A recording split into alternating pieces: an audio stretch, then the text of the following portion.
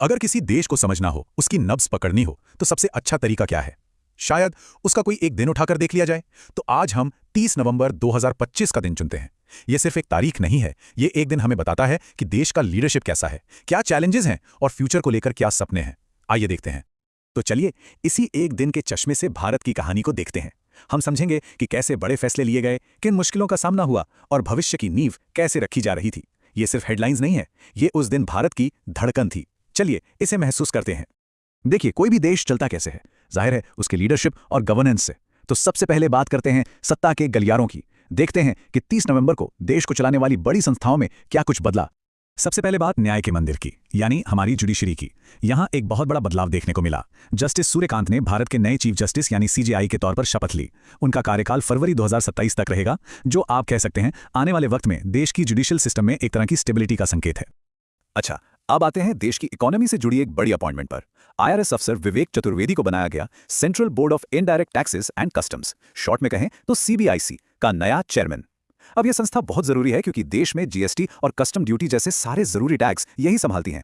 तो जाहिर है इस नियुक्ति का सीधा असर बिजनेस और इकोनॉमी पर पड़ता है। गवर्नेंस की बात हो गई, अब जरा देश की सुरक्षा और मुश्किल वक्त में मदद करने की ताकत पर नजर डालते हैं। इस दिन भारत ने न सिर्फ अपनी सरहदों की हिफाजत की, बल्कि एक पड़ोसी के लिए भी फौरन मदद का हाथ बढ़ाया। एक सवाल है, जब कोई पड़ोसी मुल्क बड़ी मुसीबत में हो तो एक देश क्या करता है, कैसे रिएक्ट करता है? यही सवाल किसी भी देश के असली कैरेक्टर को दिखाता है, और 30 नवंबर 2025 को भारत ने इसका जवाब शब्दों से नहीं, अपने काम से दिया। नाम था ऑपरेशन सागर बंधु। हुआ ये कि चक्रवात दितवाह ने श्रीलंका में भारी तबाही मचाई थी और भारत ने मदद भेजने में जरा भी देर नहीं की। आईएनएस सुकन्या, आईएनएस विक्रांत और आईएनएस उदयगिरी जैसे हमारे नौसेना के जहाज और साथ में C-17 ग्लोब मास्टर विमान सब राहत सामग्री लेकर पहुंच गए। ये भारत की नेबरहुड फर्स्ट पॉलिसी का एक जीता जागता सबूत था। तो एक तरफ हम पड़ोसी की मदद कर रहे थे और दूसरी तरफ देश के अंदर आत्मनिर्भर भारत की कहानी भी लिखी जा रही थी। CSIR NAL ने बनाया made in India Hansa 3 trainer aircraft और इसका प्रोडक्शन वर्जन लॉन्च हो गया। सोचिए, यही विमान हमारे फ्यूचर पायलट्स को ट्रेन करेगा। ये डिफेंस में सेल्फ रिलायंस की तरफ एक बहुत बड़ा मील का पत्थर है। लेकिन देखिए, जहां इतनी बड़ी उपलब्धियां होती हैं, वहां खतरे भी कम नहीं होते। उसी दिन दुबई एयर शो से एक बेहद दुखद खबर आई। एक प्रदर्शन के दौरान हमारा तेजस MK1 लड़ाकू विमान क्रैश हो गया और विंग कमांडर नमन सियाल शहीद हो गए। ये घटना हमें हमारे आर्म्ड फोर्सेस के साहस और उनके बलिदान की याद दिलाती है। तो डिफेंस और सिक्योरिटी के बाद अब रुख करते हैं देश के इकोनॉमी की तरफ, और साथ ही देखेंगे कि एनवायरनमेंट को लेकर क्या चुनौतियां थीं, क्योंकि ये दोनों पहलू एक दूसरे से बहुत गहरे जुड़े हैं। इकोनॉमी के फ्रंट पर एक जबरदस्त खुशखबरी आई। रेटिंग एजेंसी क्रिसिल ने वित्त वर्ष 2026 के लिए भारत की जीडीपी ग्रोथ का अनुमान पता है कितना किया? 6.5% से बढ़ाकर सीधा 7% कर दिया। यह दुनिया भर के इन्वेस्टर्स के लिए एक बहुत बड़ा पॉजिटिव सिग्नल था कि भाई भारत की इकोनॉमी सही ट्रैक पर है। अब इस इकोनॉमिक ग्रोथ को और फ्यूअल देने के लिए 2 बड़े कदम भी उठाए गए, जैसा आप देख सकते हैं। पहला, शिपिंग सेक्टर में शिपिंग कॉर्पोरेशन ऑफ इंडिया ने 200 से ज्यादा नए जहाज खरीदने का ऐलान किया। इससे हमारा समुद्री व्यापार और मजबूत होगा। और दूसरा, ऑटोमोटिव की दुनिया में क्लासिक लेजेंड्स ने यस दी ट्रेडमार्क का केस जीत लिया, यानी इस आइकॉनिक भारतीय बाइक ब्रांड का भविष्य अब सिक्योर हो गया। लेकिन एक तरफ जहां इकोनॉमी की अच्छी खबरें थीं, वहीं दूसरी तरफ कुदरत का कहर भी जारी था। चक्रवात दितवा, जिसका जिक्र हमने ऑपरेशन सागर बंधु में किया था, उसने तमिलनाडु और श्रीलंका के तटीय इलाकों में काफी नुकसान पहुंचाया। और देखिए, चक्रवात तो एक कुदरती आफत थी, लेकिन एक और छिपा हुआ खतरा सामने आया जो शायद उससे भी ज्यादा परेशान करने वाला था। एक स्टडी में पता चला कि बिहार के 6 जिलों में माताओं के ब्रेस्ट मिल्क में यूरेनियम के अंश मिले हैं, और इसका सीधा कनेक्शन ग्राउंड वाटर पोल्यूशन से था। ये एक बहुत बड़ी और बहुत गंभीर चेतावनी थी कि इकोनॉमिक ग्रोथ की दौड़ में हम एनवायरनमेंट और पब्लिक हेल्थ को पीछे नहीं छोड़ सकते। तो इकोनॉमी और एनवायरनमेंट की इन जरूरी बातों के बाद चलिए थोड़ा मूड बदलते हैं और चलते हैं खेल की दुनिया में। 30 नवंबर को स्पोर्ट्स में भी भारत का दमखम देखने को मिला। मोटर स्पोर्ट्स की दुनिया से खबर आई कि मैक्लारेन के ऑस्कर पियास्ट्री ने कतर ग्रैंड प्री की F1 स्प्रिंट रेस जीत ली।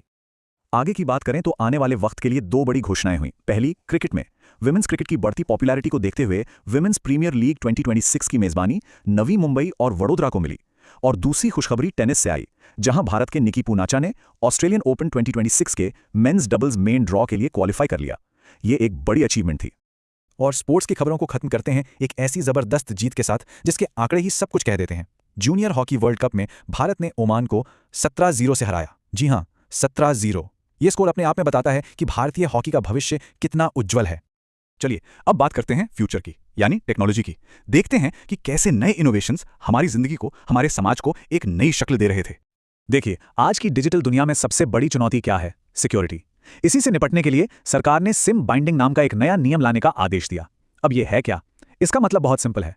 व्हाट्सएप और टेलीग्राम जैसे ऐप्स तभी काम करेंगे जब आपका रजिस्टर्ड सिम कार्ड उसी फोन में लगा हो जिसमें आप ऐप चला रहे हैं। ये ऑनलाइन फ्रॉड और अकाउंट हैकिंग को रोकने के लिए एक गेम चेंजर कदम हो सकता है। तो सवाल उठता है कि ये नियम लागू कब से होगा? सरकार ने इसके लिए क्लियर टाइमलाइन दी है। ऐलान तो हो चुका है और इसे फरवरी 2026 से लागू कर दिया जाएगा। इससे मैसेजिंग कंपनियों और हम जैसे यूजर्स को तैयारी का पूरा वक्त मिल जाएगा। और आखिर में एक और टेक लीप की बात, जो भारत में गवर्नेंस का तरीका ही बदल देगी।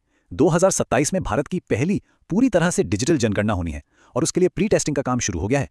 सोचिए, सदियों से चली आ रही कागजी कार्रवाई खत्म होगी और डेटा कलेक्शन कितना सटीक और तेज हो जाएगा।